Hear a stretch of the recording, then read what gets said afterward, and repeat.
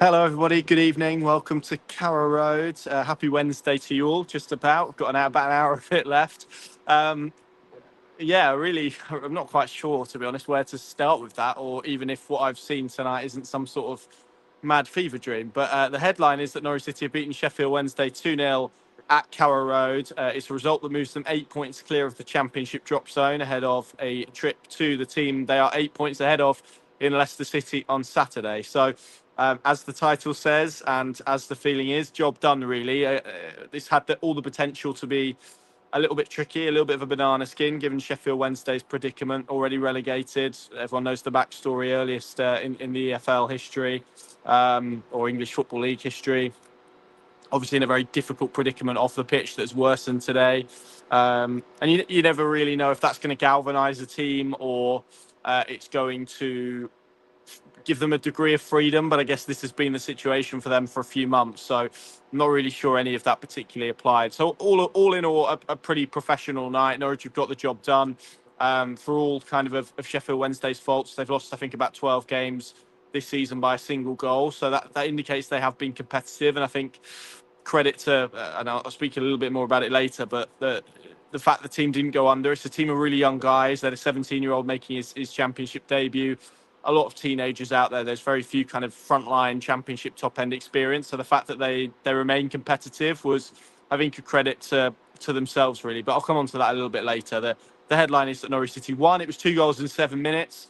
In the first half from Mateus Criscoran and then from Paris Magoma, who continues to be very, very fun, that has secured 3 points for Norwich City. A response, if you like, to Saturday. But yeah, a very bizarre evening all round. Let's start at the beginning then. Philippe Clement made a handful of changes. It was quite a different Norwich City lineup. Vlad in goal. It was Stacey McConville, Darling and Fisher as the back forward. Jose Cordoba not involved tonight as a precautionary measure. We understand he was out there pre-game warming up with Norwich City substitutes. They always like to carry an extra man. Jakov Medic has been out there in recent weeks when he hasn't been in the squad. So it's pretty common for that to take place. But the fact he has a slight fitness issue, he asked to come off towards the end of the Birmingham game at the weekend, not involved tonight. And the fact he was on the pitch, I think, before the game is a sign, hopefully, that that's nothing that's going to keep him out in the long term. So he dropped out. Harry Darling came in.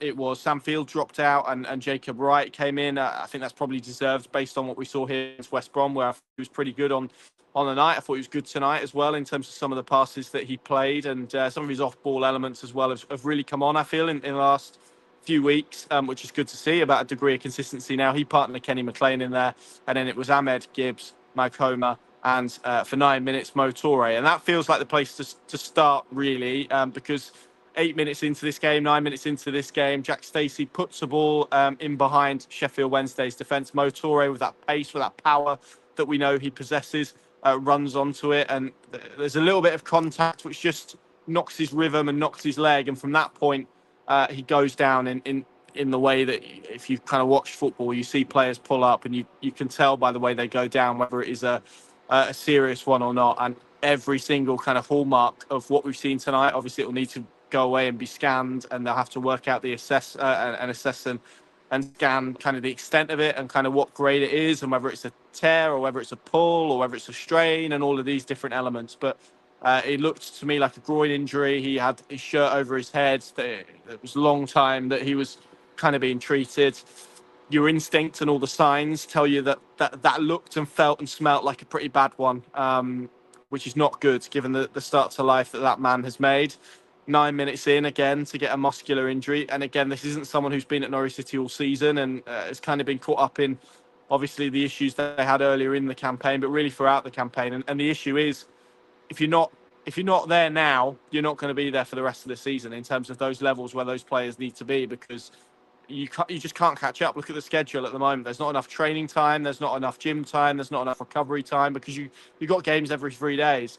This is a player that Norwich took off after an hour on Saturday. So I think there has been a degree of management with him. And yeah, just a really frustrating one. I've never known an injury, like a season like this in terms of injuries and muscular injuries around kind of the upper legs, the hamstring, the quads, the groins, the thighs, all of those areas really that feel like they've been a real issue, really problematic for Norwich this season. And hopefully it gets scanned that it's not as bad as first feared. But as I said, it feels like it's going to be difficult to imagine Mo Toure playing football anytime soon. Hopefully that isn't the case, and he's okay, because it would be such a kind of sad end to what's been a really bright start for him at Norwich City. And the nature of it now, they are down to one striker, Matthias Christgården, and we'll come on to him as we kind of go through this video. But yeah, a real blow, and just incredibly frustrating, I think, for everybody, because you've seen the improvements that Philippe Clement has made to this team, and he spoke about a little bit about it pre-match. It's not just the holes that those players are leaving; it's then the ramifications of Matthias Christgården coming on in the 9th minute and having to go off after an hour. Jack Stacey having playing at right back, and then that means Callum Fisher's got to shift to left back because there's no left back options. Right wing, Liam Gibbs is playing out there. Norwich ended the game with a front three of Jakov Medic as the striker. That did happen, I think. I'm just about fear that at some point this evening I've gone slightly delirious and my eyes have deceived me. But he played up front, and it was Tony Springett and Liam Gibbs on either flank, which, is from a depth perspective really thin, isn't it? You've got a central midfielder, you've got a winger there who, prior to Christmas really wasn't really getting a look in, has been out for a significant portion of time, and that's kind of what you've ended with as your frontline options. So there's so much pressure that's being put on these players in this group at the moment to carry loads and to push them through games, and Norwich are having to make decisions after an hour within games to take players off to protect them for the next one, and that's just not conducive really to having a team that is going to be successful in the long run. So that is really frustrating if you're Philippe Clement. I sensed a real frustration around that this evening, if I'm honest, in terms of those trade-offs that he's having to make and the juggling act that he is having to perform to get players in a position where they are frontline and they are playing and able to take on a lot of minutes now. Matthias Christgården, someone they're going to have to wrap up in cotton wool. So, yeah, really frustrating, and another blow in a season that it's been utterly bizarre in every single way. In terms of the game, then, I thought Norwich started really slowly tonight. I thought they were a little bit static, a little bit passive in the way that they played. A couple of rogue touches just piled on pressure. Wednesday came out of the traps quite brightly, got into some good areas, but as you'll see from the stats, really didn't really trouble Vladan Kovacic or Norwich City all night, really, barring one second half header from Emery, which was the closest they came in honesty. But thereafter, really, Norwich assumed total control and territory and dominance of this game. They've ended the night with a lot of possession, with a lot of shots, not necessarily quality ones. If you look at the expected goals rate, that's under 2. So 3 big chances have been recorded. So not a night where they've created a huge amount of chances, but in truth, they didn't really need to. As I said, the damage was done inside the opening 40 minutes. The first goal from Matthias Christgården, really nice bit of football actually from Norwich.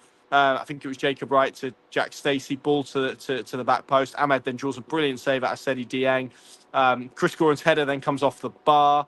As it comes down, the ball gets caught between Dieng and a Sheffield Wednesday defender, and Christgården just prods it in. And there was this moment where I think everyone kind of thought that Dieng had 2 hands on it and he was secured, and nobody really knew, was it a goal, wasn't it a goal? And it seemed even the goal music was delayed as everyone kind of tried to work out what has happened. But eventually, after a huddle of Norwich players around the referee to confirm, a goal was given. Really good moment for Matthias Christgården, who, let's be honest, needs that in terms of hasn't played a lot of minutes, hasn't really featured hasn't started a game under Philippe Clement since he's been in charge, since that first one away at Birmingham in the league. I just felt like he's been a little bit down the pecking order, and I've spoken about this before. It feels like a profile point. Clement has wanted kind of physical, powerful players leading the line for him to really spearhead that attack. Christgården is lots of things, but isn't that. There was a really nice moment, actually. It was a shame he was offside. I haven't seen it back, so I don't know if he was or not in kind of the replays, but McLean threaded him in, and it was lovely. He let the ball run across his body, and with his left foot just banged it into the net. Really good finish. Sadly, the offside flag was raised. But that goal, I think, will be important to him, and Norwich are going to need goals from him moving forward for the foreseeable future, it feels like. So hopefully a moment that will just give him some belief. But a really intelligent player, a really clever player. It's now just probably about getting that dynamic in and around him right to service exactly what he wants, because they are going to have to, I think, change the way that they attack and the way that they move through the thirds. It's going to be a lot more probably about through balls on the ground rather than probably what they have been doing in terms of, Toure gives them a threat in behind, he stretches the play, and that's probably allowed them to not necessarily need as much pace in behind. That, again, all of this kind of the knock-ons of all of this is a huge part now of where Philippe Clement has to solve issues, because Chris Gorin isn't that. He's a more intelligent player. He wants to play kind of with his head and in spaces. That probably means you need a more technical midfielder, number 10, which probably leans itself to Paris Maghoma. But yeah, all of these combinations and trade-offs and dynamics are ones that they're going to have to solve moving forward for sure. So he put Norwich ahead, and it was a really bizarre goal, maybe in keeping with the rest of the game. In truth, and then 8 minutes later, it was two. Kenny McLean with a lovely ball into Paris Maghoma. It's such a nice change of direction in the build up to the goal that just twists him away from the defender, creates the space, and it's a whip into the far corner of the net. A really lovely goal by a player who is so much fun to watch, and elegant and technical and creative. Just something really silky about the way Paris Maghoma plays football. And I think he's one of those players. And we've seen a few of them at Norwich City over the years. And I'm certainly not going to put him in a bracket with anybody because he's his first championship start tonight. But he's the sort of player that if you enjoy watching football and you enjoy watching kind of technicians who make the game look easy and kind of glide and have a technical quality to them. Some of the passes that he played, there was a lovely reverse pass to Callum Fisher that he kind of left the ball behind him, which was frustrating for him. But that was a sign, I think, of the quality that he possesses as well. So in terms of his output and in and around the final third, I just think he gives Norwich something a little bit different. That was a really, really good goal. He was taken off at half time, not for any injury reasons, but just as a precaution to kind of manage his load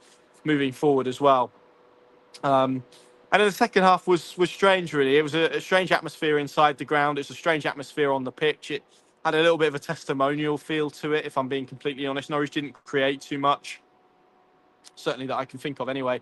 Callum Fisher's had about 3 opportunities tonight and hasn't been able to get himself on the score sheet.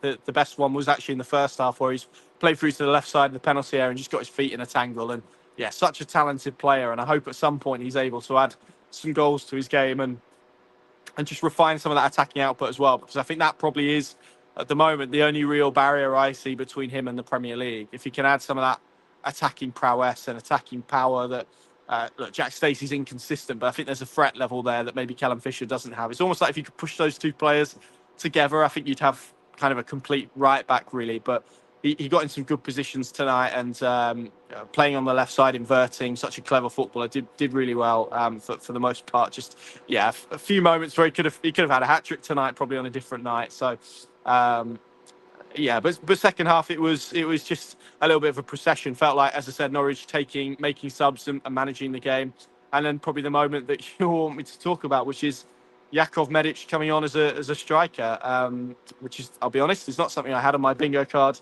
for this Norwich City season, but there's been so much that I didn't have on my bingo card that has transpired. So, hey, certainly no one can accuse Philippe Clement, I don't think, of having a plan B. This was D, E, and the rest of the alphabet, wasn't it, to bring him on? The rationale being essentially that he scored some really good goals in training and has been effective there. And after a conversation with Jakov, he played there as a striker. I kind of dug out that he played there for 3 games in the 2021 season in the 3rd tier of Germany for Weber Wiesbaden. Hopefully I've pronounced that right. I probably haven't. I've absolutely butchered it. I was no good at German at school. And played 3 games there as a striker, scored once, assisted twice. So I think there is a little bit of method to the madness, and the feeling that his aerial ability and kind of his size, if you could play off him, there's a little bit of a target man kind of profile there. I thought there were times where he didn't really look like he knew what he was doing or where to stand or where to go.